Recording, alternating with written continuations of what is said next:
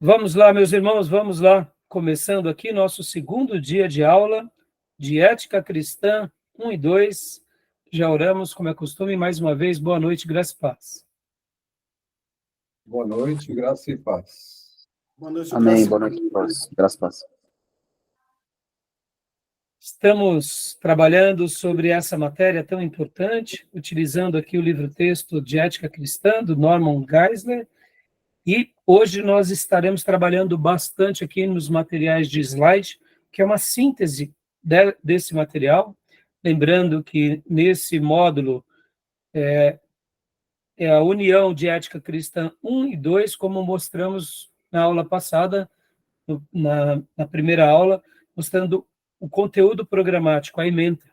Então, a gente vai estar trabalhando bastante e eu não tenho dúvida que vai ser uma benção. Tá bom, meus irmãos? Amém. Como é costume, nossas aulas são gravadas para que os irmãos possam estar se aprofundando mais sobre o tema, para que futuros alunos que queiram fazer o nosso curso em EAD possam estar utilizando esse material, para que também essas aulas sejam úteis a muitos irmãos e obreiros, onde quer que essas aulas chegarem, e, querendo Deus, que vidas sejam abençoadas, salvas e libertas, e que a gente possa ser útil aonde quer que essas aulas cheguem, tá bom? E os irmãos que tiverem interesse de fazer esse curso em EAD, entrem em contato conosco, porque temos um currículo agora para o curso médio em teologia em EAD. Quem sabe em breve também teremos ele juntamente com a grade do bacharel. As nossas aulas são de níveis bacharel, então por isso que a gente utiliza aqui no curso médio e bacharel esse material. Tá bom, meus irmãos? Vamos agora, como é costume, a leitura de um texto bíblico, que eu até vou abrir aqui e compartilhar com vocês. Estamos tratando de ética, e por ser um assunto muito relevante, a ética cristã, eu quero estar lendo aqui com vocês alguns versículos bíblicos. Mateus 5, do 1 ao 12. Mateus 5, do 1 ao 12. Vocês estão vendo minha tela? Uhum. Joia. Júnior, por gentileza, leia para nós Mateus 5, do 1 ao 12.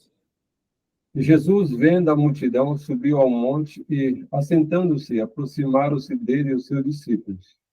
E, abrindo a sua boca, os ensinava, dizendo: Bem-aventurados os pobres de espírito, porque deles é o reino dos céus. Bem-aventurados os que choram, porque serão consolados. Bem-aventurados os mansos, porque eles herdarão a terra. Bem-aventurados os que têm fome e sede de justiça, porque eles serão fartos. Bem-aventurados os misericordiosos, porque eles alcançarão misericórdia. Bem-aventurados os limpos de coração, porque eles verão a Deus. Bem-aventurados os pacificadores, porque eles serão chamados filhos de Deus. Bem-aventurados os que sofrem perseguição por causa da justiça, porque deles é o reino dos céus. Bem-aventurados sois vós, quando vos injuriarem, perseguirem, mentindo, disserem todo mal contra vós por minha causa. Exultai e alegrai-vos, porque é grande o vosso galardão nos céus, porque assim perseguiram os profetas que foram antes de vocês.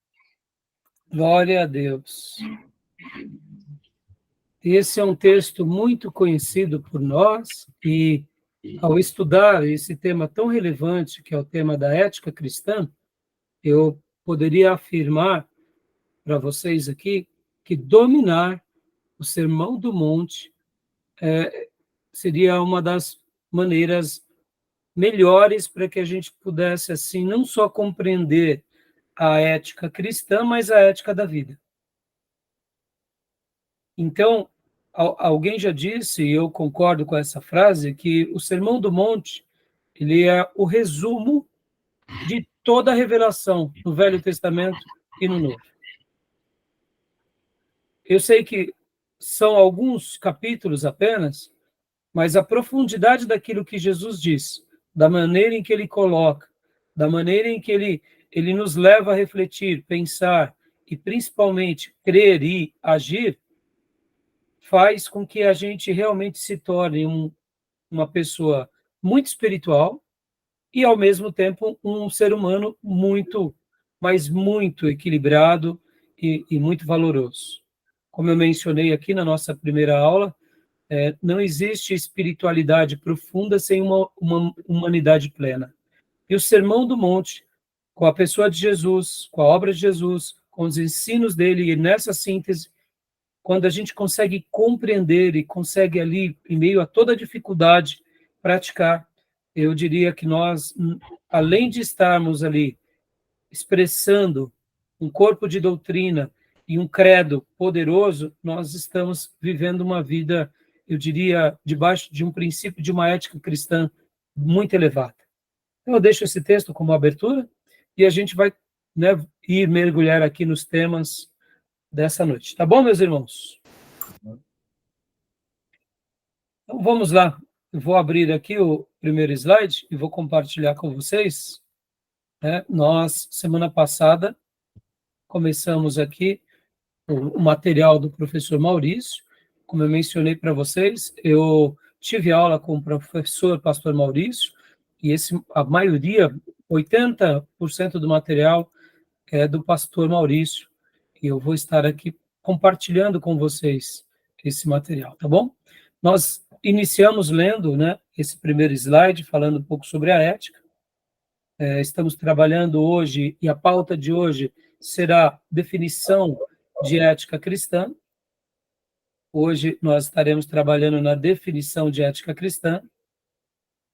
Vamos continuar falando sobre a introdução ainda, também da ética cristã.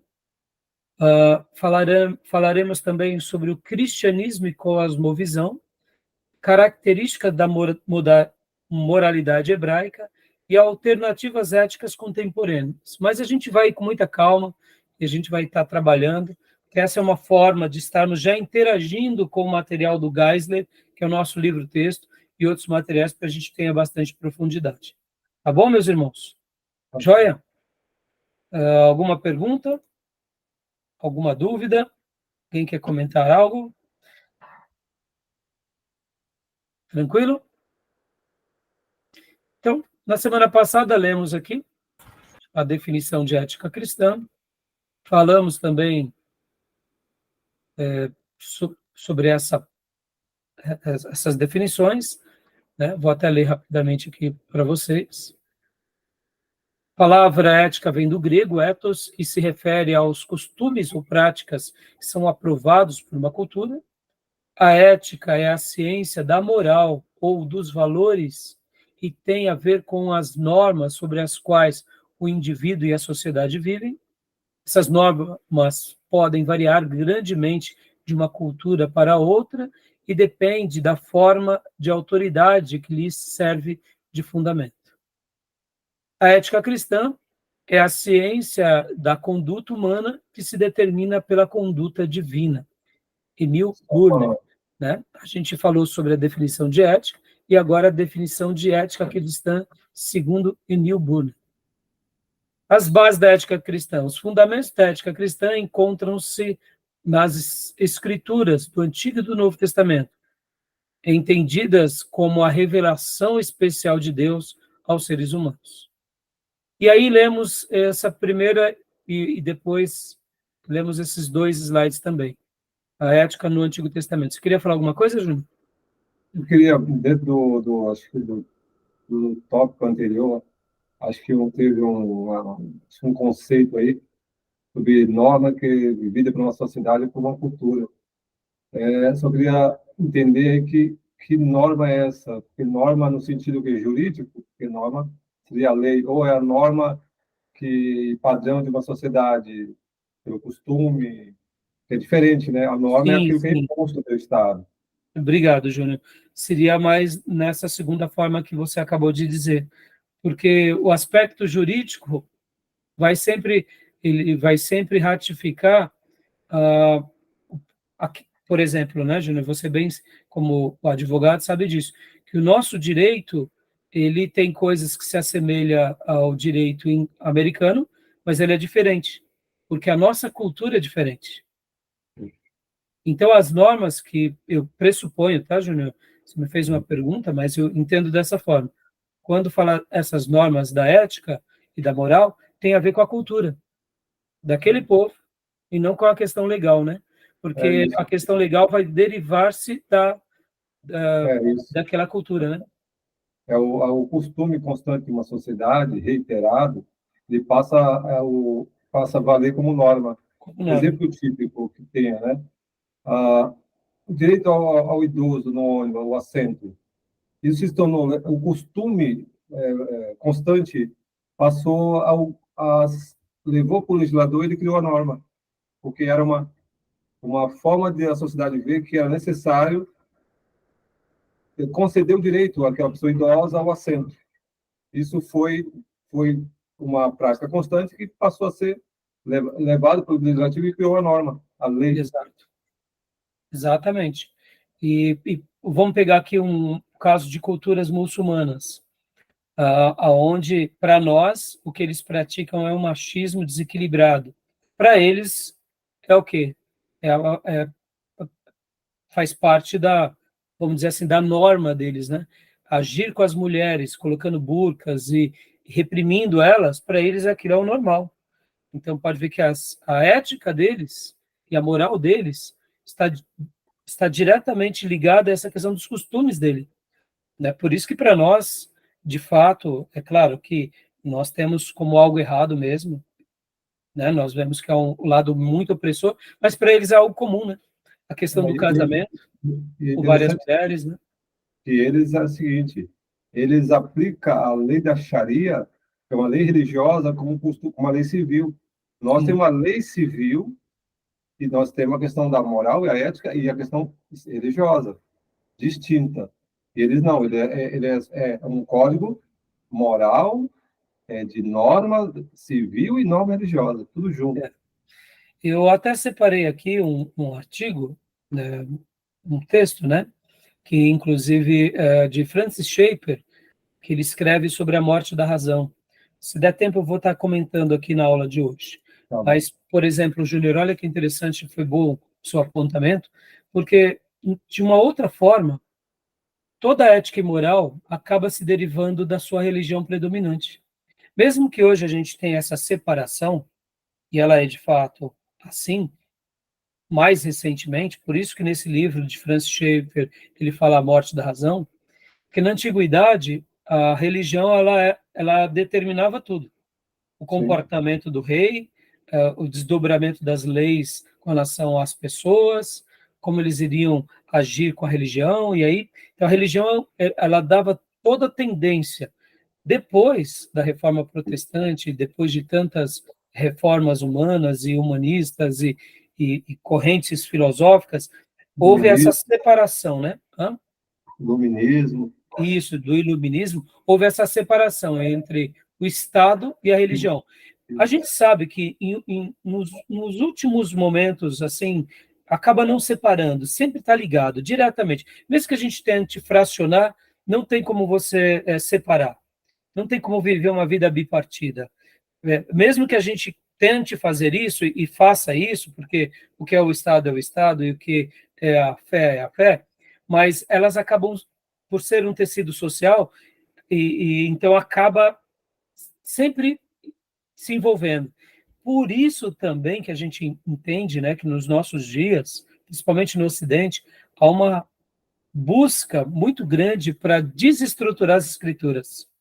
Porque na hora que você desestrutura as escrituras, ou anula as escrituras, ou diz, em outras palavras, como, por exemplo, fazem a teologia liberal, dizendo que a Bíblia não é inspirada em muitas partes, você consegue colocar, introjetar na cabeça das pessoas de que aquele peso religioso não é tão relevante, né? Então, assim, percebam como há uma guerra, né, o tempo todo tentando desconstruir a palavra de Deus, para que o homem se torne esse ser independente, sem Deus, que siga apenas as leis humanas, que a gente sabe que, como eu disse na primeira aula, quando a gente se torna o ser humano pleno, a gente vira o demônio de nós mesmos, né? Nós tentamos se tornarmos deuses, mas na realidade a gente acaba virando uma sociedade de demônios, né? Porque os nossos padrões são egoístas e sempre serão. Mas, joia, Júnior, beleza. Eu acho que esclareceu, né? É assim que eu entendo, tá, Júnior? Tá? Sim. Ok. E aqui nós tínhamos lido, né, o caráter ético de Deus, continuando aqui, lendo rapidamente. A religião dos judeus tem sido descrita como monoteísmo ético. O Velho Testamento fala da existência de um único Deus, o Criador e Senhor de todas as coisas. Esse Deus é pessoal e tem um caráter positivo, não negativo ou neutro. Esse caráter se revela em seus atributos morais. Deus é santo, justo, verdadeiro, misericordioso, fiel, e aqui tem as citações dos textos bíblicos.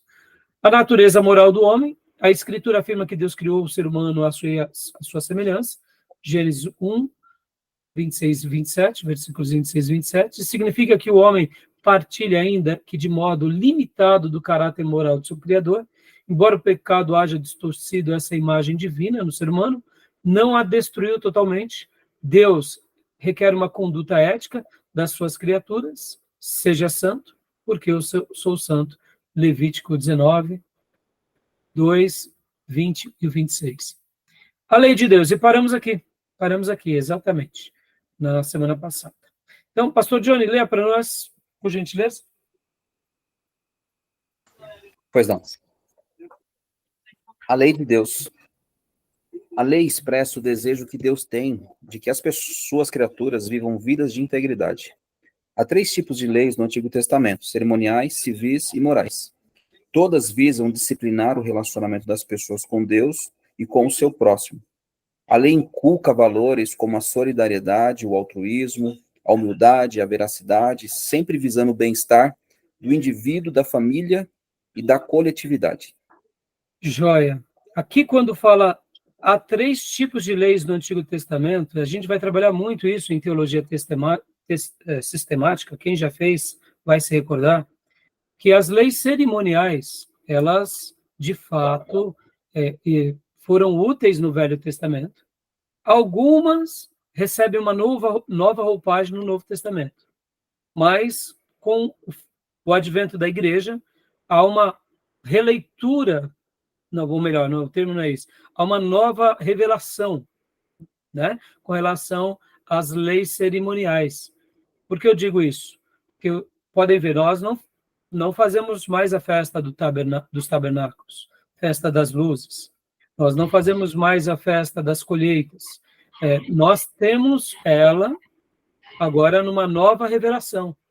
Podem ver que as principais festas, como eram, por exemplo, a Páscoa continua, mas agora numa nova roupagem, não como uma nova releitura, né? Por isso que eu corrigi, até porque esse termo tem sido distorcido hoje por muitos pastores. Mas na nova revelação, você pode ver que Jesus estabelece a nova aliança em cima do quê? De uma das festas mais importantes, que era a festa da libertação. Pode ver que nós não fazemos a festa do Yom Kippur. Nós não fazemos.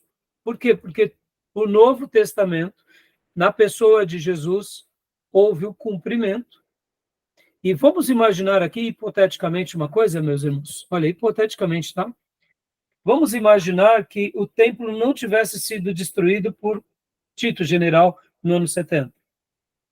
Então, possivelmente, aquela prática que os nossos irmãos tinham naqueles primeiros 70 anos, vamos colocar naqueles demais, eu diria 37 anos, né?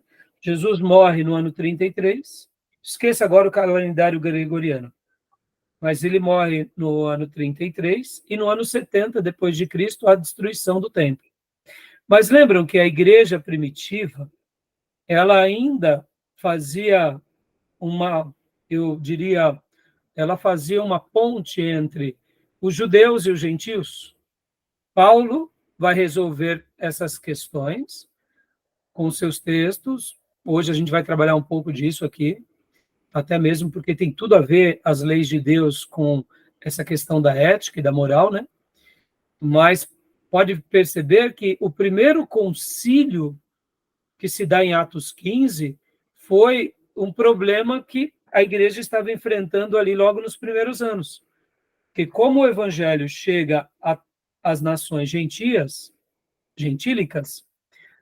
os gentios agora estavam sendo agora influenciados por judeus querendo misturar a fé deles. E Paulo resolve essa questão principalmente no livro de Gálatas e no livro de Romanos. Mas olha só que interessante, hipoteticamente, irmãos, hipoteticamente, tá? Se não tivéssemos tido a destruição do templo e o templo tivesse de pé, seria mais ou menos o que Paulo, Pedro, João faziam. A condução da igreja nesses 2000 anos de história seria mais ou menos essa. Olhar para o Velho Testamento e para toda a construção do Velho Testamento de uma forma onde tudo aquilo fosse um tipo de Cristo. Quer ver um exemplo? Só para vocês não ficarem com dúvida. Hoje, quando a gente vai para Israel, o que Israel representa para um cristão piedoso? A nação de Israel. Canaã, ou hoje, né, no caso, todas aquelas regiões modernas que está ali, né, tanto Israel quanto ali a Cisjordânia, faixa de Gaza, né, a parte norte, Monte Hermon, as colinas de Golã e a parte sul ali, né, o deserto, o Mar Morto. O que para nós representa Israel? O país, as cidades. Tipo, o palco da ação de Deus na história. Joia. Obrigado, pastor. Você falou o que eu queria ouvir. O templo é o grande palco da revelação do Deus eterno naquela história. Pode ver que hoje nós não temos o templo. Mas nos dias bíblicos, até o ano 70, logo depois do primeiro concílio, ficou bem resolvido. Quem nasce judeu, ele acabava tendo o templo como parte do quê? Da sua vida. Como, por exemplo, João e Pedro faziam ao orar na Porta Formosa. Não tem nenhum problema. Mas podem ver, eles iam lá orar, buscar a presença do Pai, mas eles não iam mais cumprir com as práticas da lei no sentido de cumprir para se auto-redimir, porque o Redentor veio. Então, ali era só um tipo, né? E as suas palavras, pastor, é isso mesmo, é o palco da revelação. Então, por que eu estou falando isso, irmãos? Eu sei que a discussão do templo, ela é bem polêmica, e ainda essas igrejas que viraram os novos judaizantes, né? Que tentam virar judeus, né? Porque, olha só que aberração, né? O Paulo, quando ele está lá em Gálatas, ele vai falar, olha, vocês começaram no Espírito e agora estão aperfeiçoando pela força da carne. Não, não é isso, não é para fazer assim. E aí Paulo escreve aquela obra, aquele tratado guiado por Deus para pôr um ponto final.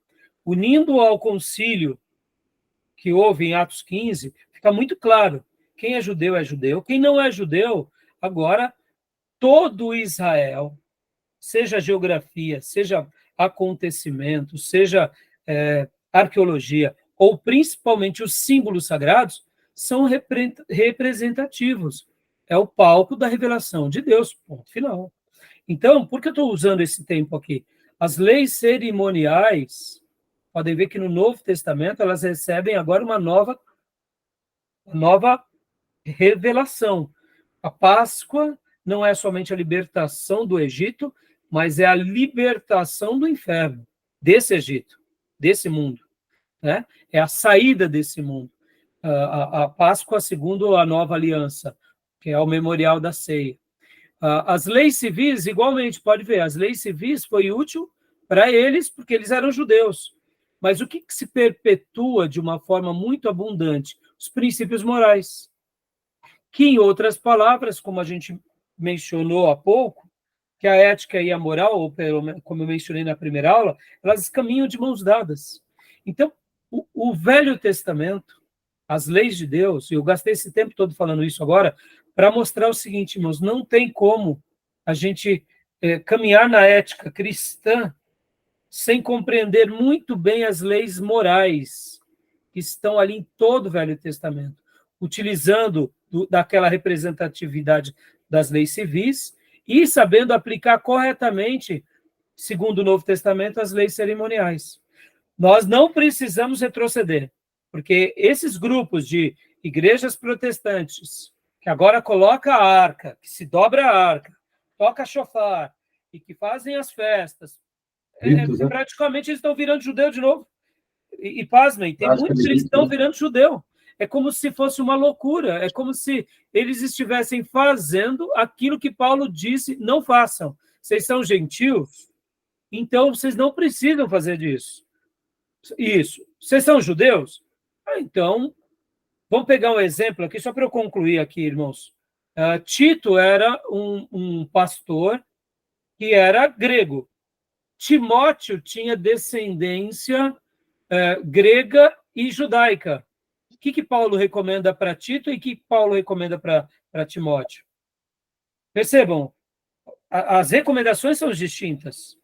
Paulo trabalha muito bem na licitude e na conveniência. Ele, como um judeu, recomendou a Timóteo, não sei se vocês vão lembrar disso, Timóteo, se circuncide, porque quando você for entrar entre os judeus, você vai poder falar a eles.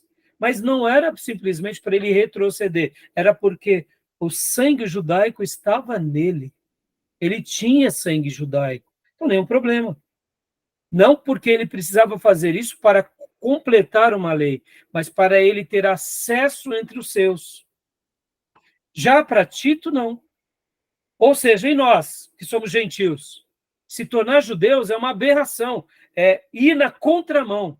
Agora, usar a revelação do Velho Testamento, das leis, da história, de tudo que a gente aprendeu, das leis cerimoniais, civis e morais do Velho Testamento, e entendê-la, e caminhar, e usufruí-la, fazendo a ponte correta para o Novo Testamento, nenhum problema.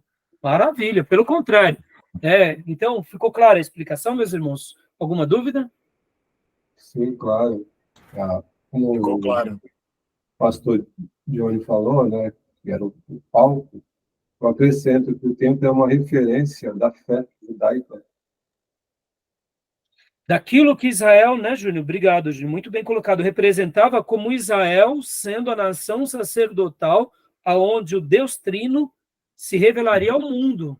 Ponto. Claro. É a casa de Deus. Jerusalém, Deus escolheu habitar e no templo ele escolheu morar. E veio Jesus personificando que é esse templo vivo, retomando até a ideia do tabernáculo, que caminhava, que estava em todos os lugares. E ele é o grande templo de Deus, tanto é que ele mesmo faz essa autodeclaração: eu destruirei esse templo, em 3 dias o reconstruirei. Então, a gente sabe que hoje quem vai a Jesus vai ao grande templo de Deus. Mas voltando, meus irmãos, então, percebam, entender essa questão do Velho Testamento é fundamental. E por que eu estou fazendo essa defesa aqui? Eu conheci, irmãos, e conheço um amigo que ele foi para o judaísmo, ele é pastor judeu. Eu fiquei assim, escandalizado, pelo amor de Deus. E faz uma salada, uma celeuma, e hoje, eu não sei se vocês já notaram, muitas sinagogas, principalmente essas que têm o intuito, né, de se popularizarem, eles têm entrado e têm, eu diria, ganhado pessoas que pensam assim, que tem que virar judeu. E tem um monte de gente, porque, afinal de contas, é um povo de uma status quo bem diferenciada, né, irmãos? A gente sabe disso. Então, hoje, todo mundo quer virar judeu, não é porque as escrituras pedem, mas é porque você vai estar convivendo com aquilo que chamamos de alta sociedade, né? Ou seja, o princípio não é religioso, o princípio é monetário, é financeiro. Infelizmente, muitos que não conhecem a Bíblia estão se enveredando para isso, né? Continuando, então. Tudo bem, meus irmãos? Querem fazer mais alguma pergunta? Alguma dúvida? Então, os 10 mandamentos. Os 10 mandamentos. Pode ler para nós, então, Gil, por gentileza. Sim, agora. Os 10 mandamentos. A grande síntese da moralidade bíblica está expressa nos 10 mandamentos, em Êxodo 20, do versículo 1 ao 17. Deuteronômio 5, 6, versículo 6 ao 21. As chamadas 2 tábuas da lei mostram os deveres das pessoas para com Deus e para com o seu próximo. O reformador John Calvino falava dos 3 usos da lei: judicial, civil e santificador. Todas as confissões de fé reformadas dão grande destaque à exposição dos 10 mandamentos. E aqui a gente sabe, né, meus irmãos, que os 10 mandamentos são divididos em 2 blocos. Primeiro bloco, como amar a Deus, e o segundo bloco, como amar o próximo. Quando nós lemos do versículo 1 ao 4, é a nossa relação direta com Deus, adorando, servindo e não servindo mais a ninguém. E quando nós lemos do 5º mandamento em diante, a gente vê que é a relação com o próximo, né? Como viver com esse próximo. Em outras palavras, por isso que o próprio Jesus nos ensina dizendo que os 2 grandes mandamentos resumem toda a lei: amar a Deus e ao próximo. Pode falar, Júnior? Ele condensou, né, os 10 mandamentos nesses versículos. Esses 2. Mas a gente sabe também que lá no Velho Testamento ele já dava a síntese, né? Amarás o Senhor teu Deus acima de tudo, mostrando, né, essa ideia, né? Que tudo se resume no amor, né? E, se hoje der tempo, eu vou estar trabalhando um pouco mais com vocês e fazendo aqui até uma aplicação bem interessante, irmãos, sobre essa questão, por exemplo, quando lá em Gálatas, Paulo fala que Abraão, ele foi separado e o que fez ele se tornar o que ele se tornou foi porque ele creu em Deus e ele recebeu de Deus o que é a promessa. E logo na sequência, em Gálatas também, Paulo fala que a lei veio somente 430 anos depois. Logo, a promessa é superior à lei. E eu quero fazer aqui se der tempo, uma aplicação bem interessante com vocês sobre isso, para que a gente entenda bem, porque para a gente compreender perfeitamente a ética e a moral, nós precisamos dissecar os mandamentos. Mas, sobretudo, para a gente entender a ética cristã, a gente precisa compreender muito mais o que? A promessa. A promessa. Na mesma medida que Abraão entendia. Porque senão a gente pode ir por um caminho muito legalista, né? Eu sei que a ética cristã, ao mesmo tempo que é uma matéria muito interessante, que a gente vai entrar em alguns meandros bem, eu diria, bem difíceis, né? Por exemplo, a gente vai entrar em algo bem polêmico, mas a gente tem que tomar um certo cuidado para que a gente não vá para o lado muito legalista. E por que eu estou falando isso, irmãos? Porque algumas culturas protestantes, elas têm um padrão ético-moral bem elevado, mas eu noto que eles estão mais preocupados, eu diria, com o legalismo. Eles são mais preocupados com a prática da ética e da moral na perspectiva do que o outro vê, e não na perspectiva da promessa, como era Abraão. O que eu creio no meu coração é irrelevante, desde que o outro veja o que eu faço. Se eu estou tendo uma atitude performática aparente, eu sou tido como um bom cristão. E aí eu digo para vocês que aqui é um engodo. Não porque eu não devo me preocupar pelo outro, não é isso.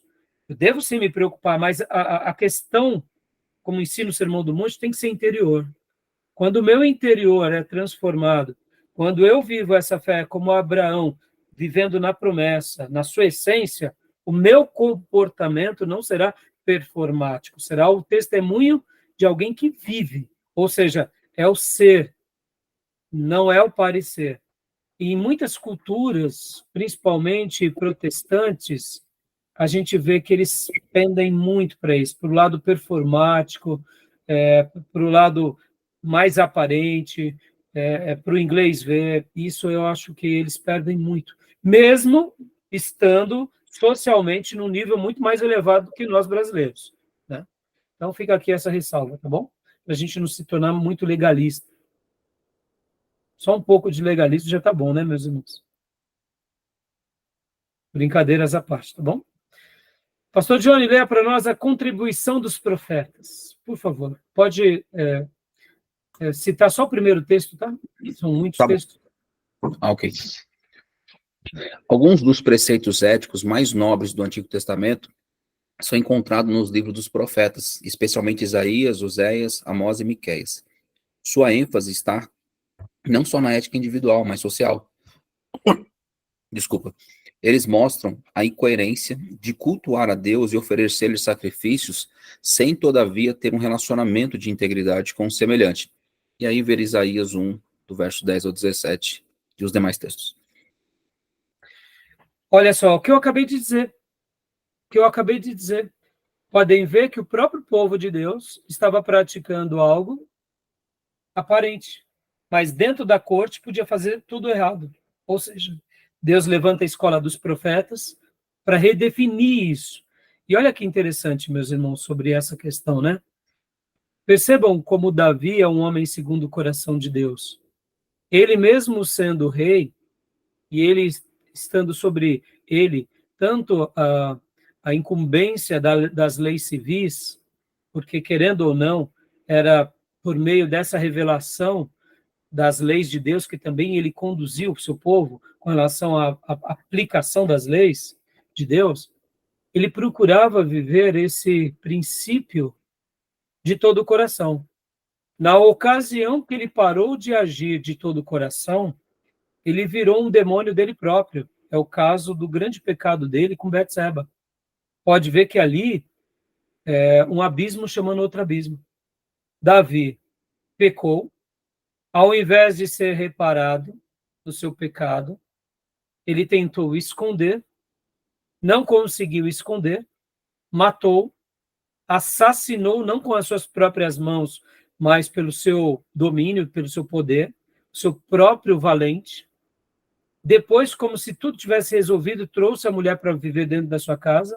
Ou seja, Davi, no momento que ele deixou de conservar isso que os profetas faziam, ele virou um homem carnal, ele se desviou, e graças a Deus pelo profeta Natan que o trouxe de volta. E assim a gente tem o Salmo 51. Mas o que eu quero dizer com isso?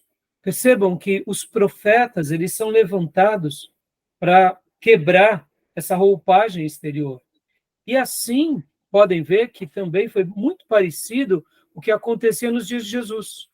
Com os líderes religiosos, podem ver que eles nada mais eram do que legalistas. Pode ver que a tradição do rabinato começou a preservar mais preceitos, e como Jesus diz, tradição de homens, o que é aparente, o copo limpo, as mãos limpas, e por isso que há a denúncia de Jesus, de João Batista, antes de Jesus, e depois dos apóstolos. E graças a Deus que Jesus, juntamente com a igreja primitiva, mostrou que aquela fé que tinha começado muito bem lá na Babilônia, junto com Esdras, a escola do rabinato, dos escribas, mas ao longo dos séculos eles se perderam. Nós que fizemos aqui a introdução ao Antigo Testamento, vocês vão lembrar da influência da helenização dos levitas e ao mesmo tempo do distanciamento. Ou seja, o mundo virando parte agora da cultura dos sacerdotes, os sacerdotes mais mundanos do que piedosos, e a gente vai se lembrar do que acontece com Etíoco Epifânio, Antíoco Epifânio, que aí ele pratica uma agressão aos judeus, sacrificando porcos lá no altar. Aí tem toda aquela revolução, aquela reforma e aquela obra dos Macabeus, a revolta dos Macabeus. Ou seja, mas mesmo que eles tivessem buscado a voltar para as práticas, nos dias bíblicos do Novo Testamento eles estavam cheios de roupagens, cheios de tradição, cheios de legalismo. Então percebam, irmãos, a história se repete. A gente pode estar dentro da igreja, vivendo tudo isso de novo. E aí onde entra aqui uma crítica que eu faço às nossas estruturas religiosas, denominacionais. A gente tem que tomar muito cuidado, porque senão a gente acaba também indo para o mesmo padrão do que eu falei há pouco sobre os nossos irmãos europeus e americanos. Eu sei que, como brasileiros, irmão, a gente está numa situação muito pior, porque, perceba, a igreja brasileira, até nessa questão da ética e da moral, eles não ligam mesmo, não estão preocupados. Pode ver, hoje o pastor sendo rico, não importa o que ele faça, é uma coisa diabólica. Então, os nossos irmãos americanos e ingleses, eles estão bem mais na frente da gente, do que se diz respeito à humanidade. Mas lembrem disso, né, que o Velho Testamento vai tentar trazer essa essência. E os profetas, a escola dos profetas, vão tentar trabalhar dentro disso. E podem ver que o próprio profeta Elias e Eliseu, lembram de Naamã? Quando ele diz, olha, eu vou voltar para minha casa, já que você não quis, Eliseu, os donativos, me permite levar aqui uma porção de terra, porque eu quero adorar a Deus lá. E eu só peço que você me entenda que quando eu tiver que entrar com o rei no templo em que ele presta culto, eu vou me ajoelhar com ele, mas porque eu sou o homem que faço isso com ele, mas o meu coração vai estar em Deus. E o que o profeta Eliseu diz? Vá em paz. Tipo assim, eu sei, você estará cumprindo sua atitude civil. O seu coração não está mais lá. Você foi transformado pelo Deus de Israel. Então, percebam que ali a gente vê no profeta Eliseu licitude e conveniência. Consegue enxergar ou não? Lembra da história? Vocês lembram ou não? Quando Naamã é curado, Sim. Num primeiro momento, sejamos honestos, se fôssemos nós, o que falaríamos para Naamã? Não, Naamã. Não, lamento. Você se converteu ou não? Não é assim? Uhum. Mas ali o profeta, ele não fez vista grossa, ele entendeu que ali não era mais um religioso que estaria adorando, ele estaria acompanhando o rei, porque fazia parte vamos dizer assim, do trabalho dele, né, como general do rei da Síria. Então, querem fazer algum comentário? Fala do próprio Naamã que vem. Desculpa, irmão Júnior. Não pode falar. Que a fala, né, de Naamã, antes dele declarar isso, chama muita atenção e realmente mostra um coração convertido. Eu acho que a acessibilidade de Eliseu passa por isso também, né? De perceber que ali houve realmente uma transformação.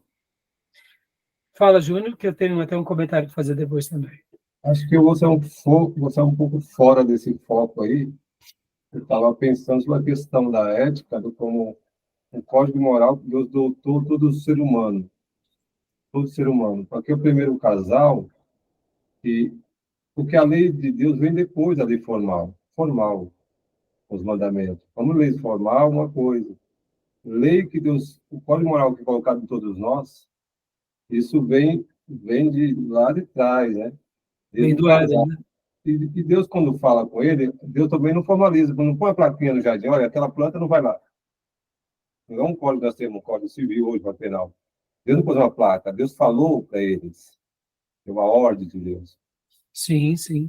E pode ver, Júnior, que mesmo com toda a revelação de Deus, né, por isso que a gente viu há pouco, né, essa questão da imagem da semelhança de Deus em nós, porque o pecado nos afetou, nos desfigurou, mas ainda temos, né, as leis de Deus na nossa consciência, na nossa alma, né, porque veio, né, de Deus, exatamente.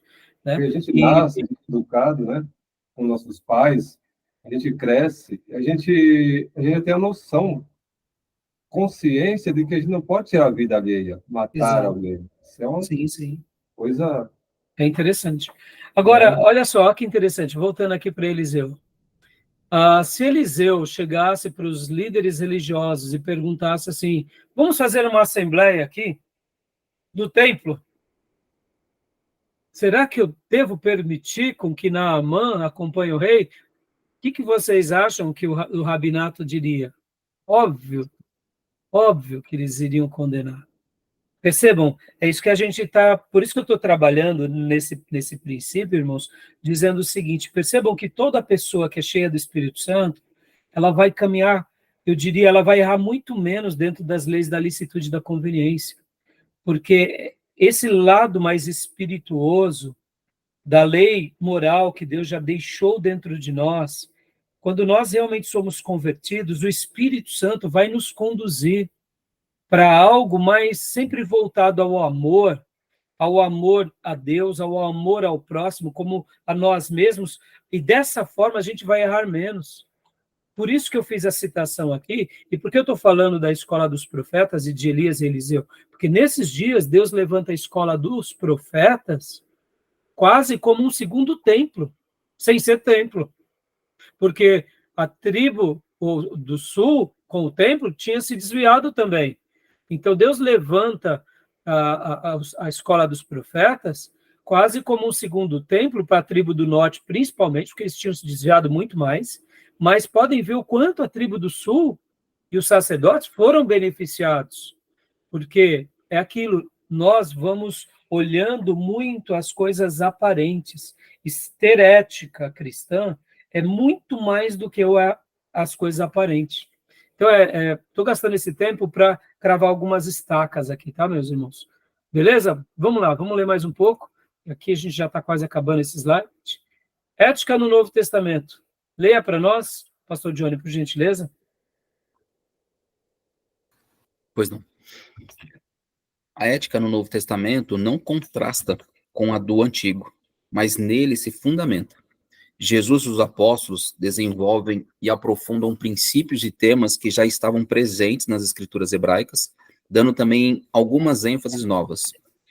Joia, tudo que eu venho comentando até agora, ou seja, ela não entra na contramão, mas ela se aperfeiçoa, ela potencializa, e o Velho Testamento, naquelas questões civis e muitas vezes até mesmo com relação às festas religiosas, elas recebem uma nova roupagem, simplesmente com uma nova compreensão, mas não é antagônico, é complemento e se potencializam entre si.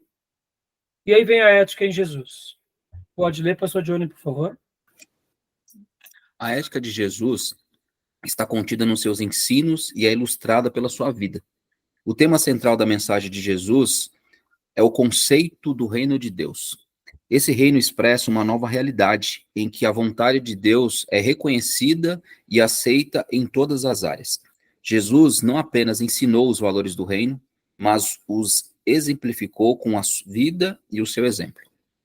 E isso daqui, né, meus irmãos, é a grande mensagem pela qual a gente já sabe.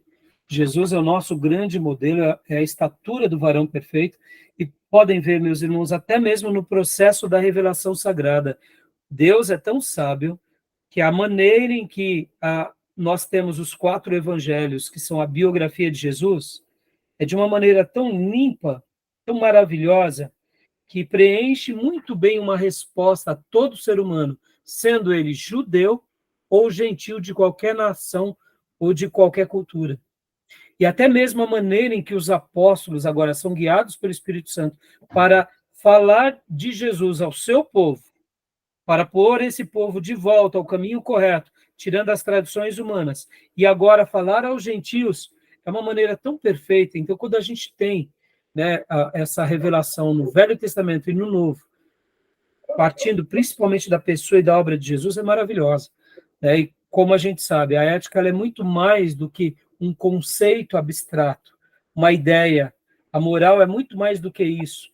Tanto a ética quanto a moral, mesmo que passem pelo processo individual e cognitivo, mas ela tem que ser demonstrada por atos, né? Tem que ser concretizada. Como trabalhamos, né, na última aula, onde eu até citei o Mário Sérgio Portela, que ele diz sobre que na ética está totalmente voltada às nossas escolhas, e na moral a nossa prática de conduta, porque dos conjuntos dos valores em que nós decidimos, nós sempre, e a nossa vida sempre estará ali fazendo 3 perguntas. Quero, posso, devo, porque nem tudo que a gente quer, a gente pode, nem tudo que a gente deve, a gente também pode. Então, assim, é muito interessante essas questões, e Jesus é o grande exemplo para nós. Por isso que aquele livro clássico, E em Meus Passos, o que faria Jesus, responde todos os nossos dilemas de vida, né? E em Meus Passos, o que faria Jesus no casamento? E em Meus Passos, o que faria Jesus como um cristão? E em Meus Passos, o que faria Jesus no trabalho? E em Meus Passos, o que faria Jesus? Esse célebre livro, né, essa ficção maravilhosa, ela responde para nós todo esse dilema ético. Se lembrar disso em qualquer hora da nossa vida, vai nos livrar de muitas enrascadas e vai nos ajudar a viver uma verdadeira vida espiritual com repercussões éticas e morais, né? Bom? E o Sermão da Montanha, lê para nós, pastor Johnny, por gentileza. Amém. Uma das melhores sínteses da ética de Jesus está contida no Sermão da Montanha, Mateus, dos capítulos 5 ao 7. Os seus discípulos, os filhos do reino, devem caracterizar-se pela humildade, mansidão, misericórdia, integridade, busca da justiça e da paz, pelo perdão, pela veracidade, pela generosidade e, acima de tudo, pelo amor. A moralidade deve ser tanto externa como interna, sentimentos, intenções. Mateus 5, 28. A fonte do mal está no coração. Marcos 7, 21 ao 23. Joia. Obrigado, pastor. Tem um pastor brasileiro que ele é um grande escritor sobre o Sermão do Monte. Se não me falha a memória, é o Carlos Queiroz. Vocês já ouviram falar dele? Já. Inclusive, eu não me recordo qual módulo, o senhor chegou a fazer comentários a respeito e a gente chegou a assistir alguns vídeos dele. Isso. Inclusive, pastor, isso é verdade, hein? Eu passei alguns vídeos dele, não foi? Sobre o Sermão do Monte. Tá, eu vou até dar como material extra para vocês. Me lembrem, por gentileza. O Carlos Queiroz, irmãos, ele é um nordestino, mas ele tem, assim, uma mensagem muito boa. Para mim, é um dos melhores brasileiros escritores e conferencistas sobre o Sermão do Monte. Outro grande escritor e pregador é o próprio Martyn Lloyd-Jones, também. E os puritanos vão ter obras lindas sobre isso. Mas fica aqui a recomendação, porque ele vai trabalhar bastante, e eu gosto muito das abordagens do Carlos Queiroz, porque, irmãos, ele aplica no nosso contexto brasileiro, na nossa vida, principalmente para o nordestino, que tem muito aquilo de ser cabra macho. Então, ele desossa bem os cabra macho. Então, fica aqui a recomendação, tá bom? E para a gente concluir, vamos lá, deixa eu ver. A vontade de Deus. Leia para nós, Júnior, por gentileza. A vontade de Deus. Jesus acentua que a vontade ou o propósito de Deus é o valor supremo.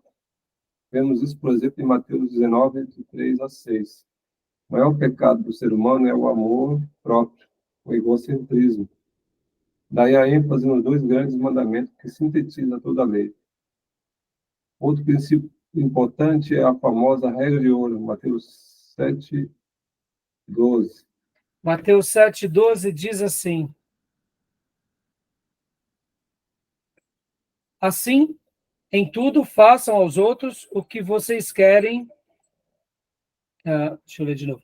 Assim, em tudo façam aos outros o que vocês querem que eles lhe façam, pois esta é a lei e os profetas.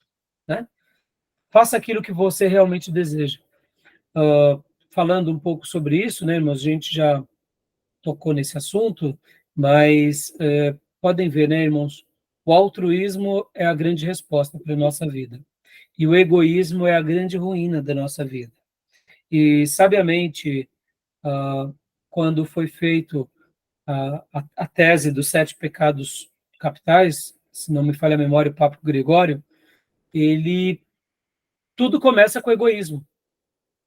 Tudo começa com esse primeiro pecado. E por causa desse primeiro pecado, derivam-se os outros 7.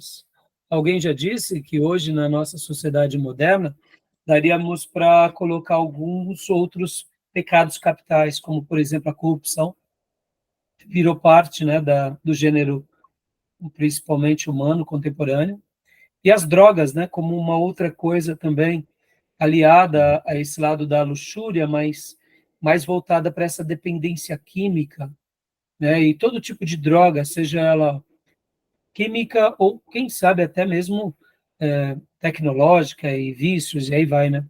Então, é bem interessante, né? Então, a gente sabe disso e a resposta para nós está dentro disso, né? E a ética em Paulo, pode ler para nós, Júnior, por gentileza? A ética de Paulo. Paulo baseia toda a sua ética na realidade da redenção em Cristo. Sua expressão característica é em Cristo. Somente por estar em Cristo e viver em Cristo, profundamente unido a Ele pela fé, o cristão pode agora viver uma nova vida, dinamizada pelo Espírito de Cristo. Todavia, o cristão não alcançou ainda a plenitude, que virá com a consumação de todas as coisas. Ele vive entre dois tempos, o já e o ainda não. Muito bem. Pode Legal, ver que essa expressão é muito legal em Cristo, na pessoa de Paulo. Como eu estou pregando... Oi? Eu gosto demais dessa expressão em Cristo. É a resposta, né, Júnior? É a nossa resposta, né? Como eu estou pregando sobre as marcas de um discípulo, é o meu tema geral, e trabalhando em cima do livro de Gálatas, é muito curioso que Paulo, ele conseguia, em nome do Deus eterno e da lei do Deus eterno, matar o seu próprio povo, né? Que eram os cristãos. Ele vai perseguir os cristãos. Ele persegue em Jerusalém, vai para Damasco para perseguir não só os cristãos judeus, mas começando por eles, né? Porque na cabeça dele, matar essa raça ajudava bastante. E aí Deus o converte, a gente conhece a história, e ele passa agora não só a amar o seu povo, mas a amar o mundo gentil. Olha que doideira, né? Que interessante. Por isso que ele se torna, e eu gosto de usar a seguinte expressão, Paulo é a grande ilustração viva do que significa conversão em Cristo, né? Paulo é a grande demonstração, é a ilustração viva de alguém que matava em nome de Deus e que agora, por se converter, morre para si, para o mundo e para ele próprio, para fazer com que os outros vivam, né? E por isso que ele diz que o meu viver é lucro e o meu morrer é Cristo, né? Então, é o nosso grande exemplo do Novo Testamento e quero crer que da história da igreja. Eu sei que Jesus disse que João Batista seria o maior lá no reino dos céus, mas acho que o segundo maior vai ser Paulo. Minha opinião, viu, irmãos? Minha opinião. Pedro fica ali para depois. Tá bom, meus irmãos? Beleza, Amém. meus irmãos? Algum comentário? Algum adendo? Né? E o nosso querido professor Maurício, ele pega esse material, as bases bíblicas da ética de Alderi Souza de Matos, tá bom? Beleza? Algum acréscimo? Alguma pergunta? Tudo bem até aí? O senhor falou sobre o Sermão do Monte, né? Inclusive mencionou Martin Lloyd Jones, é pela editora Fiel. É um livro de quase 1000 páginas. Sensacional. Eu comecei a ler, mas não concluí. E aí eu comprei recente o do Carson, Sermão do Monte. Ele é bem menorzinho, é um pouco mais sucinto. Então, eu aconselharia quem tem intenção de conhecer um pouco mais. Um é bem pequenininho e, obviamente, o outro é um clássico, né? Do Martin Lloyd Jones. Muitos livros do Martin Lloyd Jones, meus irmãos, sabe como que ele escrevia? Eram as pregações do culto de oração. Inclusive, ele menciona isso nesse livro, né? Então, tá dentro da categoria, né? Justamente. Você vê, irmãos, que pérola. É um culto de oração, mas ali ele trazia uma exposição bíblica muito profunda. E que Deus seja louvado, irmãos. Por isso que eu falei para vocês, até mesmo no módulo de teologia pastoral, que a literatura puritana foi a que mais marcou minha vida depois do seminário. Eu agradeço a Deus por isso. E é por essa razão que, no nosso seminário, eu faço questão de rechear de material puritano, porque eu não tenho dúvida que vai trazer esse frescor, né? Mas obrigado aí pela indicação do Carson e por essa citação, viu, pastor? Tá bom, meus irmãos? Mais alguma pergunta, algum adendo? Tranquilo. Tranquilo? Tranquilo. Então, concluímos o primeiro slide aqui de definições de ética, e agora a gente vai entrar no segundo slide de introdução à ética cristã, ainda do professor Maurício. E então, depois do intervalo, a gente retoma aqui, tá bom? Mais de 50 aí. Oi? Deu mais de 50, né? Deu mais de 50. Então, Deu vamos uma parar. hora, né? Vamos parar já a nossa gravação, tá bom, meus irmãos? Ok. Tá jóia. Então, nos vemos já já. Vou parar aqui a gravação. Beleza. Toma uma água.